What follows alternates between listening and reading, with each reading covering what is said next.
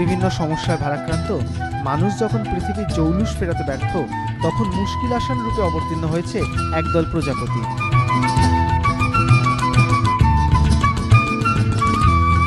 আর এটাই এবার থিম চালতাবাগান রামমোহন স্মৃতি সংঘের। বিষ্ণু উষ্ণায়নের বিরুদ্ধে একদল স্বপ্নের ফেরিওয়ালা, যাকে আমরা প্রজাপতি বলছি, এবার মায়ের পুজো করছে প্রজাপতিরাই, এবং এখানে স্বয়ং মা নিজেও প্রজাপতি। যেমন আমাদের ইন্ডাস্ট্রিয়াল থাবা প্রতি মুহূর্তে আমাদের কলকাতার উপর বসছে, পুকুর নেই, গাছ কেটে ফেলা হচ্ছে, প্রমোটিং চক্র, সমস্ত কিছু নিয়ে একটা ইটকাট পাথরের জঙ্গল তৈরি হচ্ছে না গাছটা কেটে। গাছ বাঁচাও তো একটা মূল সমস্যা, গাছটাকে নিয়েই কাজ।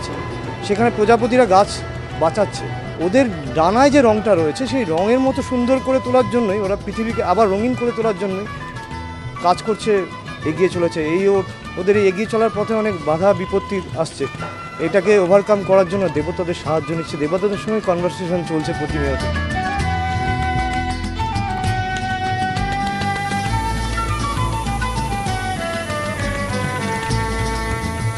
মণ্ডপ জুড়ে থাকছে প্রচুর ছবি, কোথাও প্রজাপতিরা কথোপকথন চালাচ্ছে দেবতাদের সঙ্গে, কোথাও বা দূষণ অসুরের সঙ্গে সরাসরি সংঘাত। আর এখানকার পুজোয় দেবী দুর্গাও থাকছেন সেই স্বপ্নের ফেরিওয়ালাদের একজন হয়েই প্রজাপতি রূপে। অরিজিৎ ভট্টাচার্য, এবিপি আনন্দ, কলকাতা।